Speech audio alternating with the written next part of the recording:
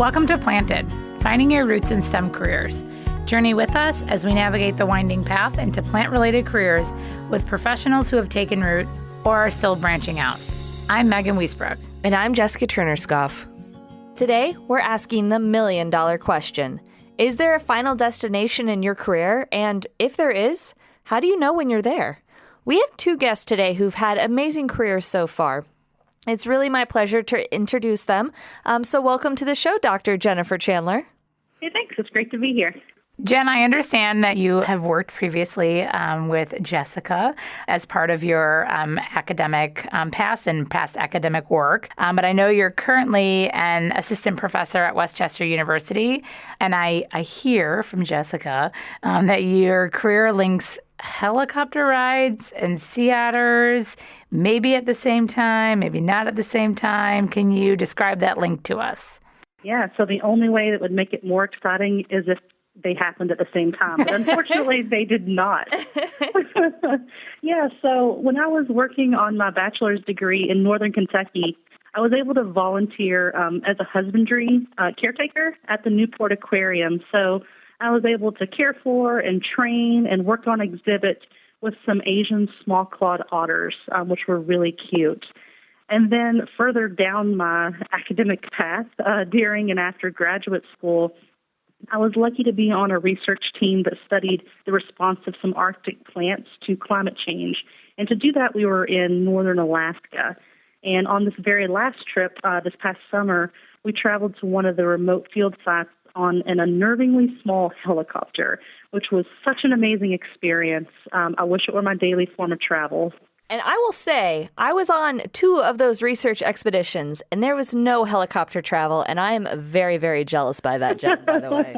Very jealous. Well, we also are joined by the one and only Tricia Bethke. Now, I got to get ready for this title here. The Forest Pest Outreach Coordinator and the Community Education and Outreach Specialist. Whew, Tricia, is that your full title? It certainly is. It describes it pretty well, too. Thanks for having me. So, Tricia, I know that, I don't know if I want to say you have a passion for pests, but you definitely have a interest in insects, perhaps, and it's part of your current work. I also know that before being in your current role at the Arboretum, your degree, your background is in psychology. So how do you link those two together currently, or what's kind of the connection between the two of those? As odd as it sounds, they are definitely connected. I think you could say I have a passion for pests and people, or insects and individuals. Yep. Nice. There you alliteration. Go. It is. No, we're just having some fun. My background in psychology really, truly helps me understand and better connect to people about pests. Because to be honest with you, not everybody, you either love insects or you hate them. And I rarely find anybody that's lukewarm. And what we need to do is take those people that are disengaged or don't like them and figure out what it is that they don't like about them, because we really need people to be vigilant, to be able to identify these forest pest threats that we have right now in our state and in our country, and also to get them engaged. So it's using that psyche, kind of like, all right, how can I connect them? What is that hook? What would make somebody stop and take a look and really look for that tree and then report it? So oddly enough, they do go together. Although I didn't know that when I was in school. No, I love it as a science communicator. It's all about knowing your audience, so that makes a lot of sense. So thank you, Tricia. But let's start from the very beginning. So, Jenn Chandler, when you were a kid, what did you think you were going to be when you grew up? So when I was a kid, the only thing I thought about being was a marine biologist, and not any marine biologist. I wanted to study shark ecology and conservation. I had grown up obsessed with sharks. I was that kid in front of the TV watching Shark Week every single year. I tortured my little sister on beach vacations by taking her as far out into the ocean as I could get and then just leaving her there. And I was convinced that I was single-handedly going to save shark populations worldwide. I had some pretty lofty goals back then.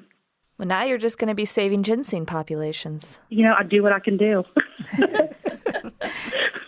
Tricia, what about you? When you were at a very young age, did you think you were going to be monitoring tree health and communicating with different community organizers or leaders to protect trees? Or what was your first idea of a career when you were young? Oh, I absolutely knew what I was going to do. I was going to join the Forest Service. I was going to travel out west by train, and I was going to get a job as a lookout for wildfires. And that was it. That was my passion. It's what I wanted to do. It's where I saw myself being alone in a tower with a pair of binoculars, staring at the open horizon and trying to spot fires. Smokey Bear was really big when I was growing up, and he was an icon. And anything he said, you're like, yeah, that's what I'm going to do. And so I thought, hey, that's what I'm supposed to do. I'm supposed to help put out forest fires. But one of the things that I never got a chance to actually go and be in that lookout tower. Yet? No, not yet. Yeah, true. Yeah, there's always a chance. But I did have an opportunity to get trained to be on the prescribed burn crew team. And when they asked for volunteers to be on the ignition team, I raised both hands ever so quickly and got an opportunity to have the drip torch in my hand and light the fire. And really, I covered about 900 acres in a day, and I could not have been happier. So I wasn't looking out for them, but I certainly was, working with a good team to put together a prescription burn that was really important for that woodland. All right, so just to touch base here, you went from wanting to spot wildfires to being someone who's helping prescribe burns. Can you talk a little bit about fire ecology and why, in the right hands with professionals, prescribed burns are a great thing? Sure. I mentioned Smokey Bear before, and how you can put out that forest fire. People associated fire with wildfire, and they're very different. Our ecosystems or our habitats that we have here in Illinois have grown up with fire. So that oak ecosystem, that oak and hickory ecosystem has actually developed with fire. It's part of our cultural heritage, it's part of our natural heritage, and it's an important tool in order to manage invasive species. It's also very important for the overall health. When you get rid of that duff layer, so that top layer in the spring, that soil warms up really nicely, and our native wildflowers have a chance to really get a leg up before the invasive plants take hold. So you see those beautiful bluebells, the trilliums, all sorts of different wildflowers. They benefit significantly from having that prescribed burn. And as you mentioned, you do have to get training, and it is a riot, and it was one of those wonderful opportunities that I took advantage of. Prior to today, I know we asked both of you to kind of describe your career path. And what was interesting is that each of you kind of described it fairly similarly. So, one of you described it as a long and winding river that you could kind of step in different places along and dabble in different things, but that there were definitely curves along that path. And the other, one of you, and I'm not going to divulge who said what yet, but the other one described it as a long and curvy road. And so we want to give each of you an opportunity to describe those curves as well as your current destination, and talk a little bit about kind of how you got to where you are now, what major curves you took along the way. So why don't we start on that windy river journey with Tricia? Thanks, Megan. You definitely answered that question. Yes, I've always thought about my career as much like a river. You can never step in the same spot twice. And that's exactly what has happened throughout my professional career. I've had many different opportunities. I've had many different jobs, and I've also created opportunities. So when I started out in banking, and I was fortunate enough to be in sales, and Canada was my territory. So I traveled in Canada, and I saw some beautiful landscape and met some wonderful people and helped companies better manage their cash. And there was an opportunity to make a career change and a life change. Actually, I got married and then had 2 wonderful children, and we moved. And I didn't have that network of professionals to help me find that next job or have a part-time job because they really weren't readily available when I was looking.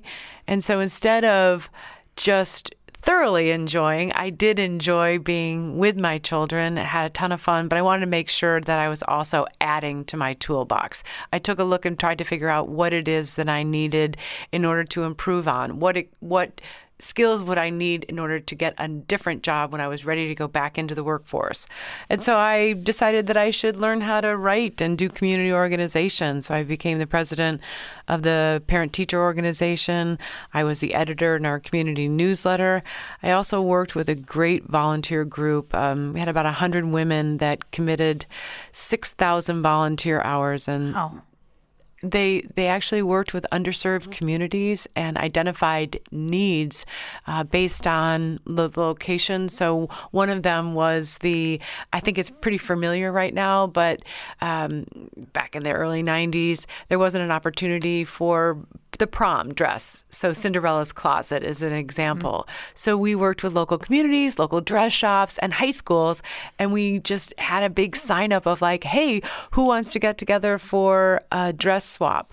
We had an opportunity to plant vegetable gardens in communities that desperately needed access to fresh food. We also help train families on how to plant and care for their vegetable gardens so that they could be nourishing themselves, so they could be planting their own vegetables, harvesting them, and then feeding themselves. So it was very significant. We did a lot of other fun, cool things. But with that, I had an opportunity after the boys were a little bit older, and I've been watching this job opportunity at the Morton Arboretum, and it was the right time for me. So I applied for the education program guide, and I was lucky enough to get it. I was lucky enough to get it because I was able to share my experiences. So I wasn't working, but I was still training myself. I was still expanding my skills. So it was great. And at the Arboretum, as my parents have always said, wherever you are, plant yourself and grow. And that's exactly what I have done at the Arboretum. I've had many opportunities. I started out as a part-time seasonal education program guide, and there became an opportunity for a part-time position in adult education. And so I interviewed for that, and I was lucky to get that. And along the way, I kept taking classes. Every time there was a course offered in woodland ecology, wetland ecology, prairie ecology, science communication. We didn't have science communication, but it was like how to be a better volunteer. Yeah. So we took all these different classes, and they were free. And so I took advantage of that opportunity. And the one thing that I knew was missing in my background was that scientific research. So I applied myself, and I really worked very hard to ready myself to apply for a Master's of Science at the University of Illinois. And thankfully, I was accepted, and I'm about to wind up that career. About 2 years ago, I got a phone call, and a friend of mine said, hey, there's this forest pest outreach coordinator position available. And I said, forest what? And she said, forest pest. And I'm like, huh? And she said, Emerald ash borer? I'm like, yeah, okay, you got me now. And I said, I don't know anything about pests. And she said, well, you know what? You're somebody that I know that can learn pretty quickly. So sure enough, I did. I applied, I got the job. And right now I kind of wear multiple hats. I work as a forest pest outreach coordinator, and helping people to identify pest threats and also to identify those high-risk pathways. And then I also, very fortunately, have an opportunity to train people how to plant and care for trees and then monitor them over a long period of time. That monitoring is so important. It's not just putting the trees in the ground. It's making sure that they're doing all right over time. Absolutely. And it is so much easier to conserve a tree. It really is. And it's so important. Well, I really appreciated hearing about you talk about, building your skills, building your toolbox or your toolkit, and, constantly assessing your situation and making sure you're on the track of where you want to go. So, that was some really great insight. And now I'd like to turn the question to Jenn. So you went from sharks to studying a small understory plant. So can you tell us a little bit about the curve, that curvy road, if you will, that took you from point A to point B? Absolutely. So had you asked me when I started college my first time through if I was going to grow up to study plants or to study this small forest understory herb, My answer would have been absolutely not.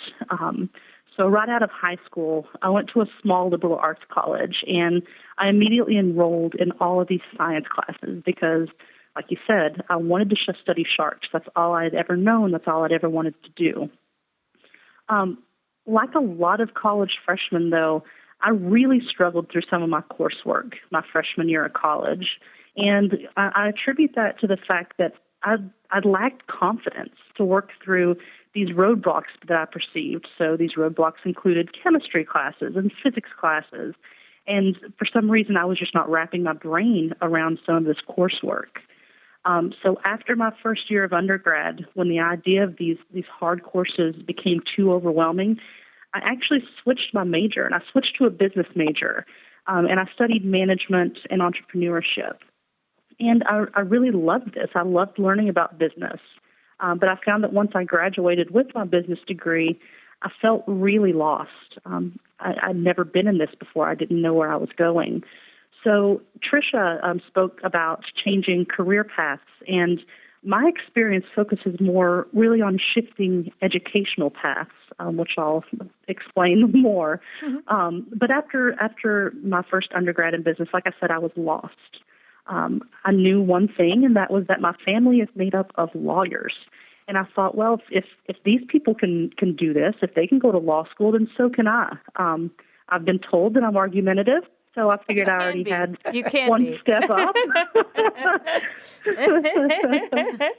So I thought, you know what, let's put this to use. But this idea was really short-lived. The more I thought about it, the thought of sitting behind a desk for my whole life, it made me really, really sad. So I actually took a very short position as a finance director on a congressional campaign just to earn some money because I knew at that point it was time for a pretty serious life change. So once that campaign was over, I actually went back to get a second bachelor's degree, this time for sure in biology. Nothing was changing that, at Northern Kentucky University. And my experience there was really amazing.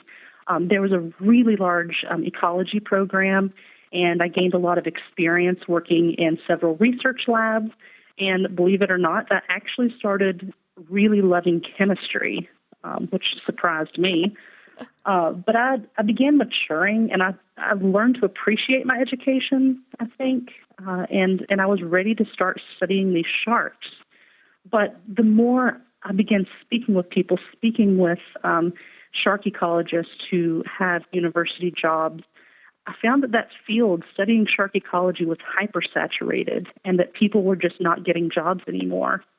So I had to kind of stop towards the end of my second round of grad school, of undergrad. You know, I had to think, I love this, but is it something that I can make a living doing? And so I began reevaluating my life goals. I knew I wanted to go to grad school. I always did, but I didn't know what to focus on.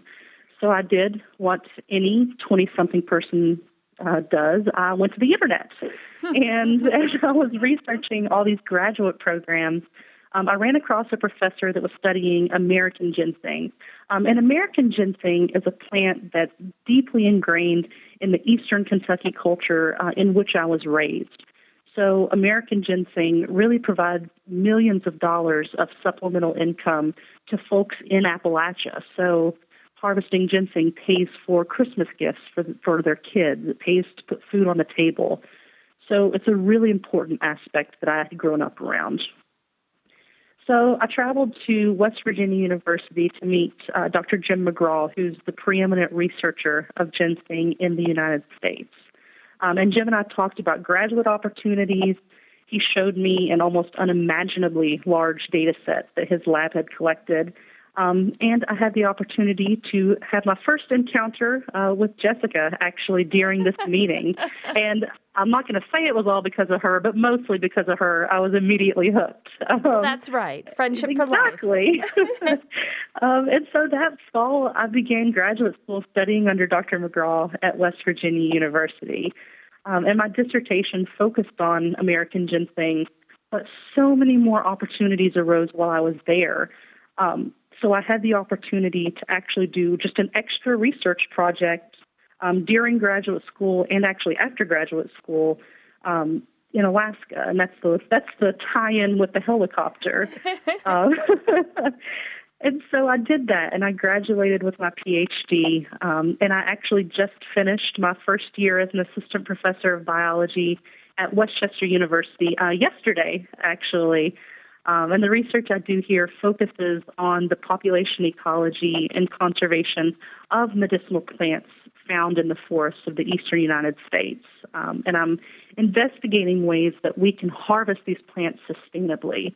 And I'm excited because one of my undergraduate research students and I are actually going to leave on our first plant census of the summer in just a couple of weeks. So all in all, I think it turned out pretty well.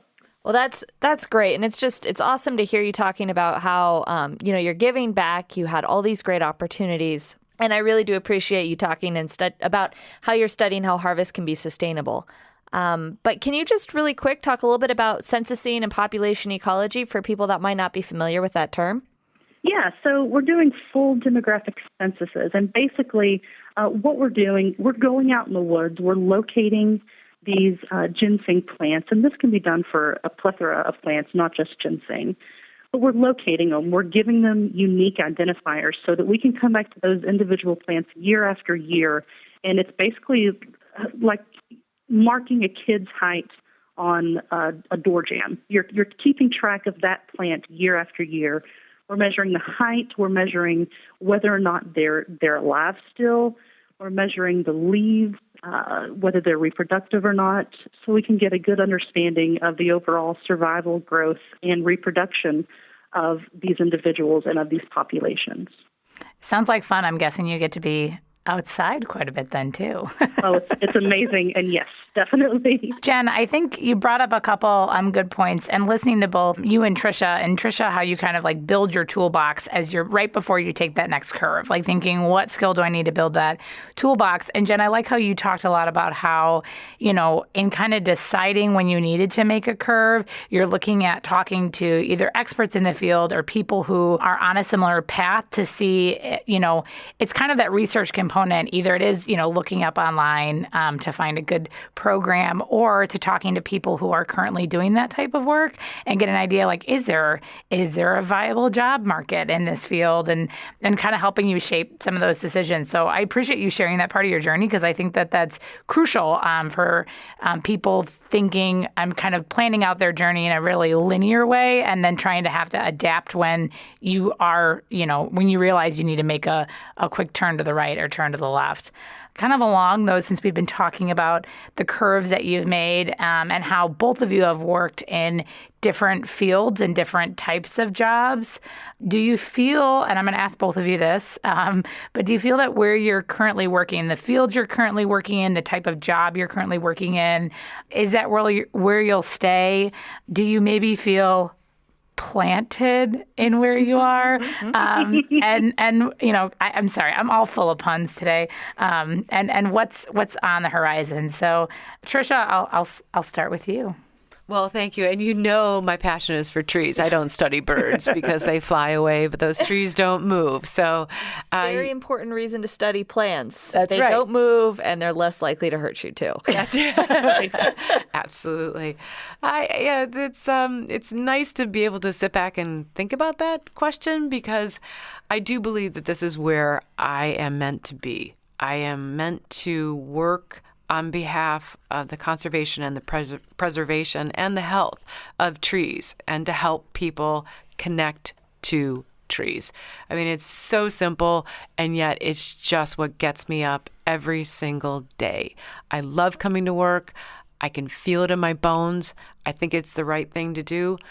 One of the challenges for me, because as a forest pest outreach coordinator, I am federally funded through the U.S. Department of Agriculture and their Animal Plant Health Inspection Service. So it's the USDA APHIS. The challenge is going to be, how much can we really grow? What is the capacity that we have?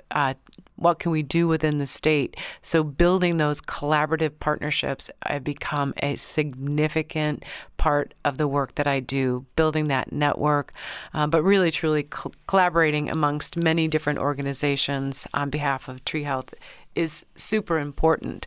And that's really what I want to do. It's all about me. I mean, it's all about not me. I mean, it's all about what I am or who I am as a person. And it's interesting because so many of the people that we've spoken to in the course of this podcast talk a lot about that gut feeling, about that passion that is just kind of emanates out of them. And that is definitely you. Knowing you are definitely, passionate to the core about trees. Absolutely.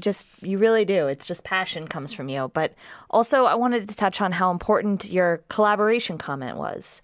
I mean, that's something that I see so much.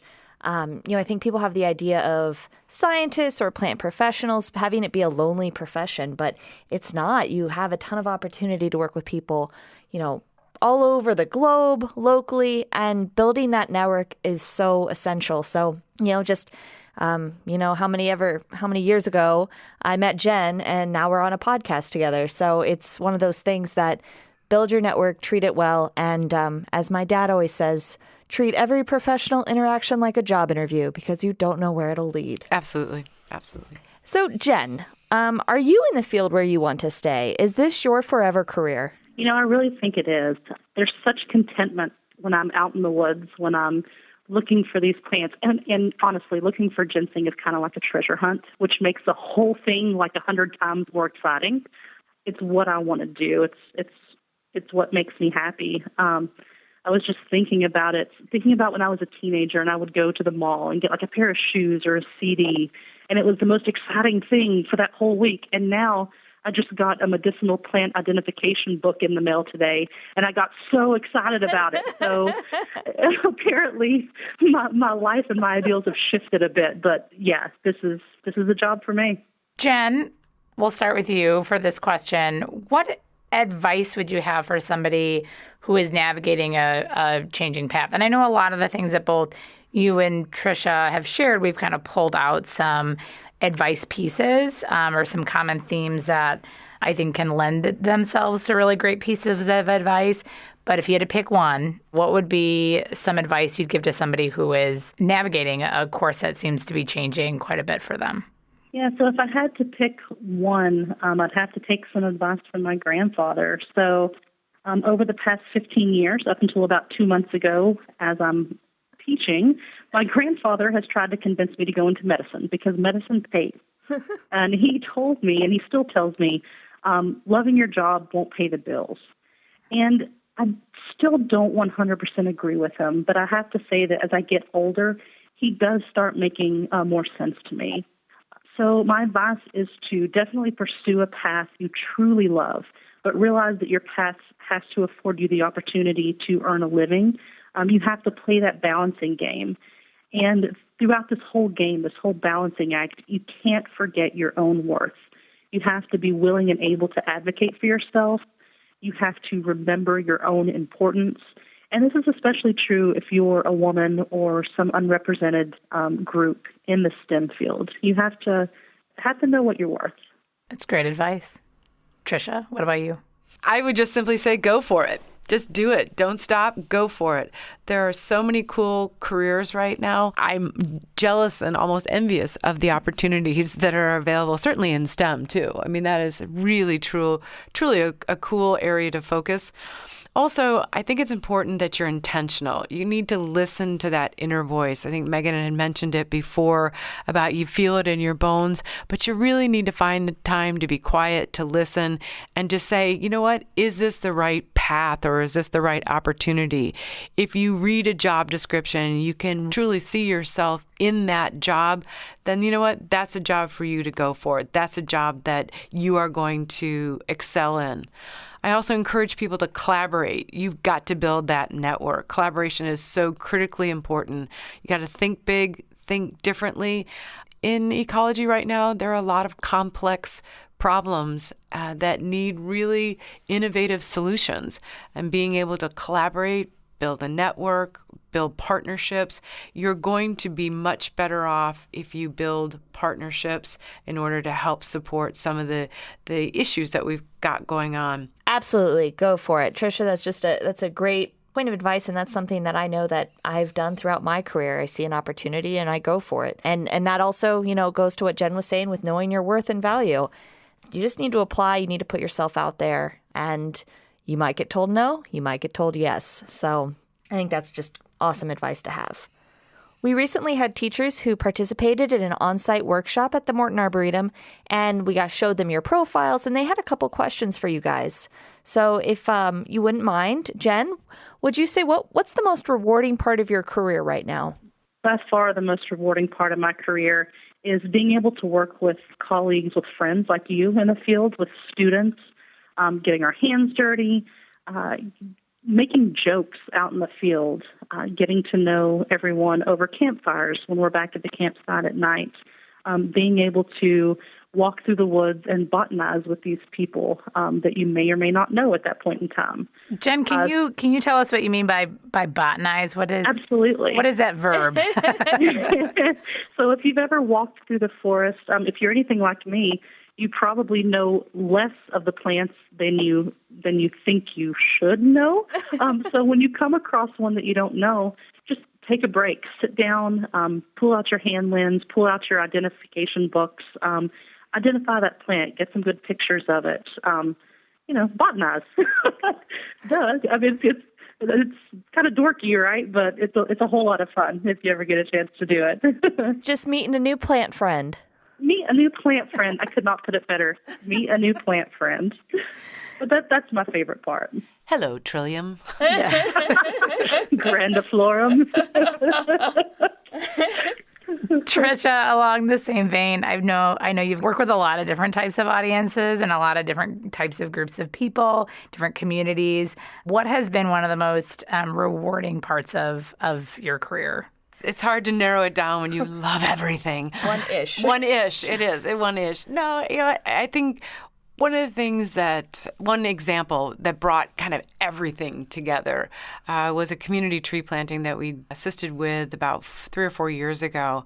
Emerald ash borer came through, and there was a homeowners association. They had over 120, 130 trees in their parkways, and 90% of them were infested with EAB, or emerald ash borer.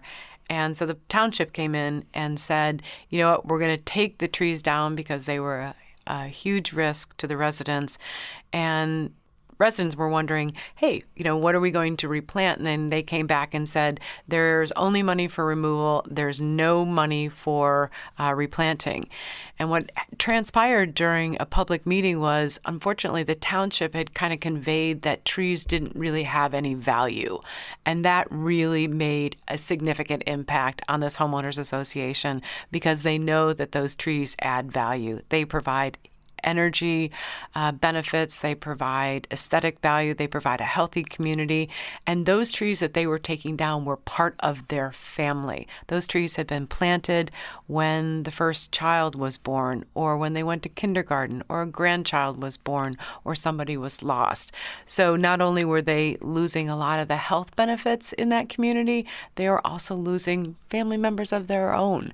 And so we were really committed to helping provide resources, but at the Morton Arboretum, we advocate for trees. So while we wanted to assist the community, what we decided to do was to help them identify resources and provide training in order to help them identify which trees to plant, how to care for that tree,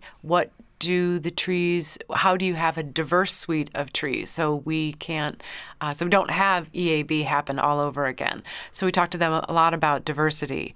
And then we need to make sure that we're working with the townships and the municipalities because they play a vital role in the health of our community.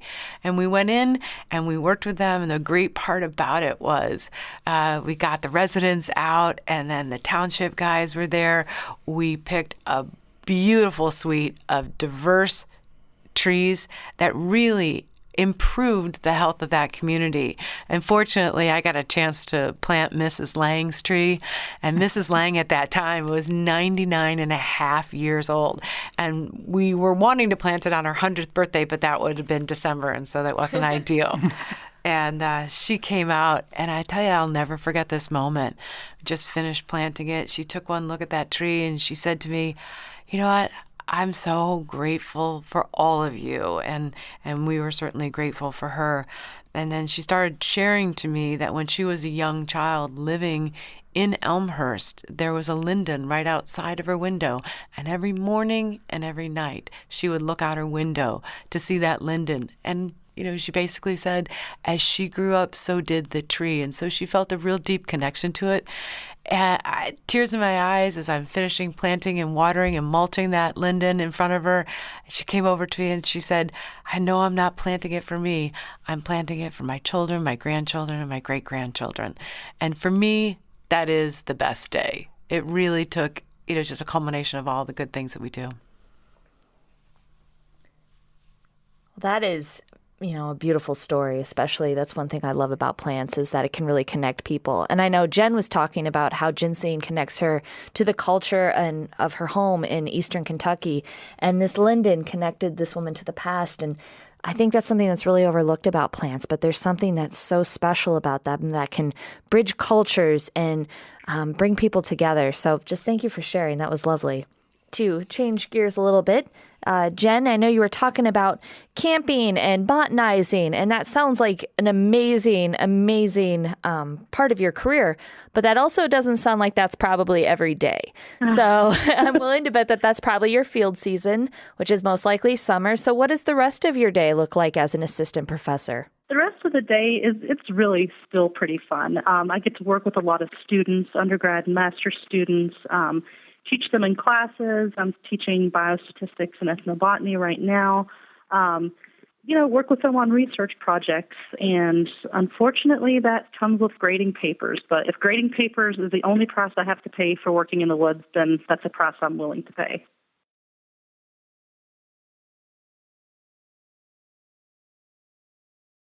And Tricia, what about you? What's your day-to-day look like? Well, I don't spend much time botanizing. However, I think I should. It sounds like it would be something that would be fun to do. Basically, day to day, it's sort of split. I spend half my time traveling around the state, talking to people about how to identify forest pest threats and how to identify and minimize high-risk pathways. And a lot of that involves putting together PowerPoint presentations, developing education and outreach resources, participating in local community events.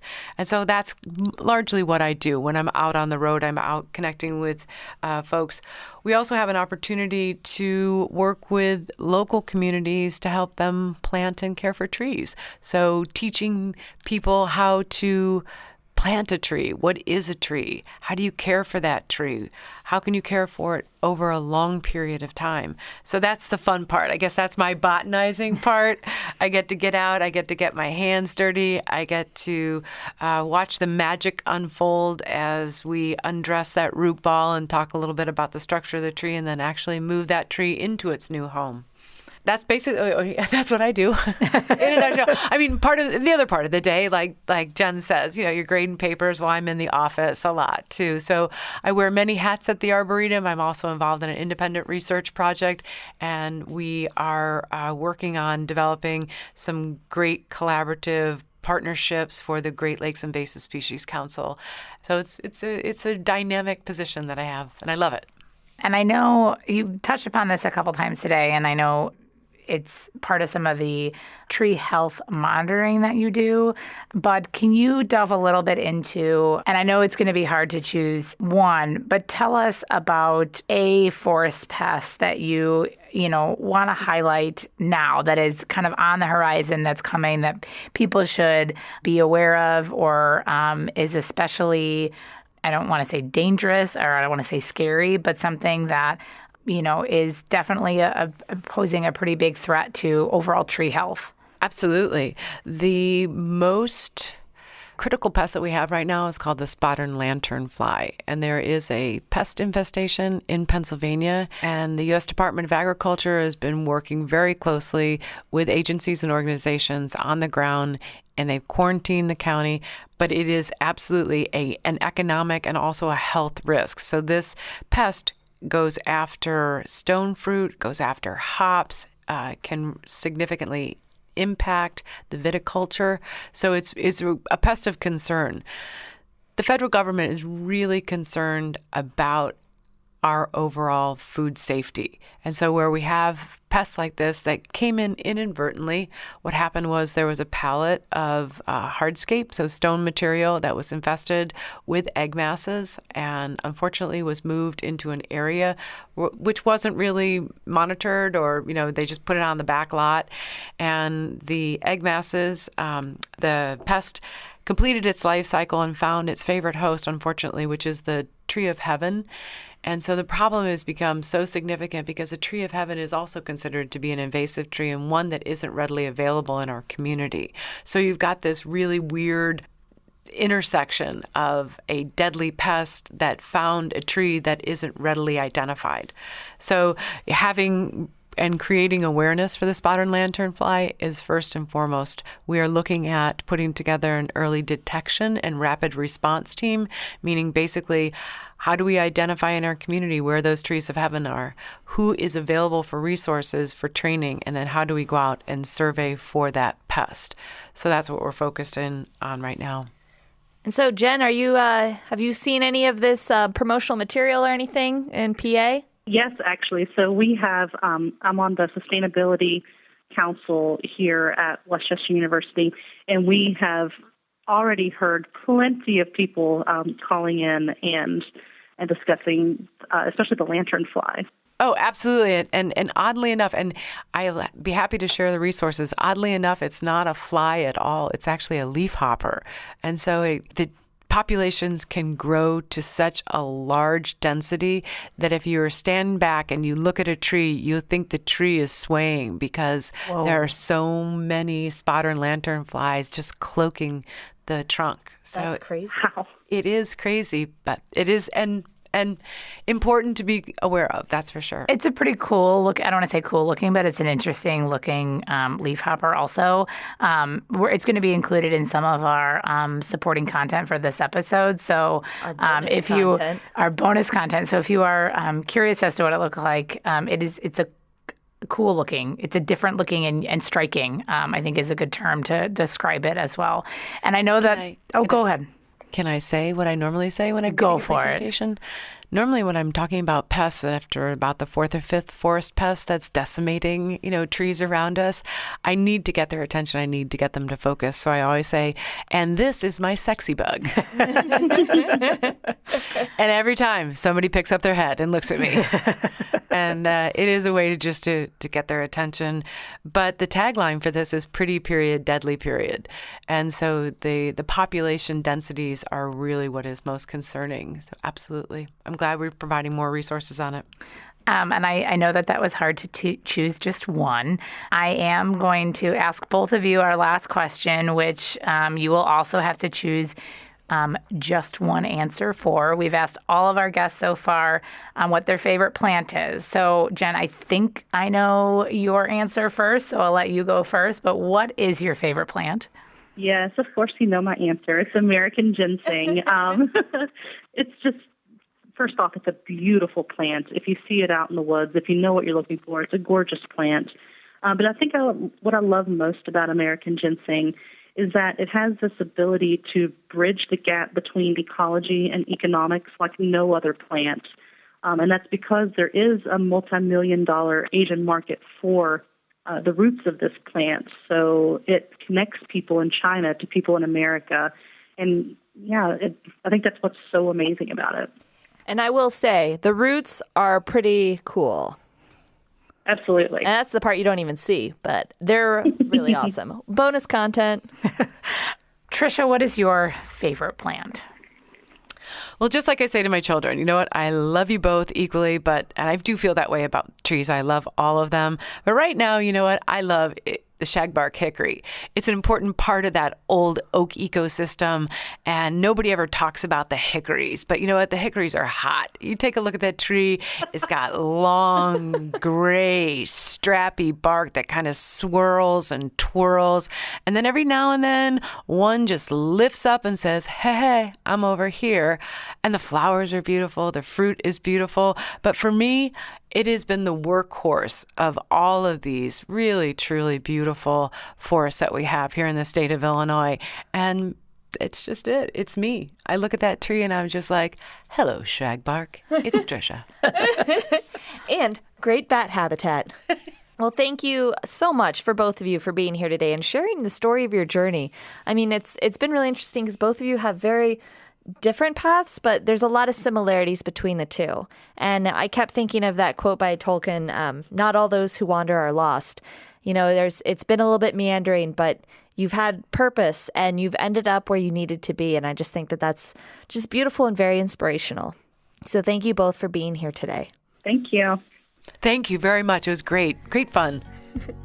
This episode of Planted, Finding Your Roots in STEM Careers, was made possible by the Morton Arboretum and Multimedia Services at College of DuPage. Check out additional resources and bonus content at www.mortonarb.org/plantedpodcast. This is Jessica Turner-Scoff And Megan Wiesbrook. and we hope you'll continue to join us as we journey into STEM careers.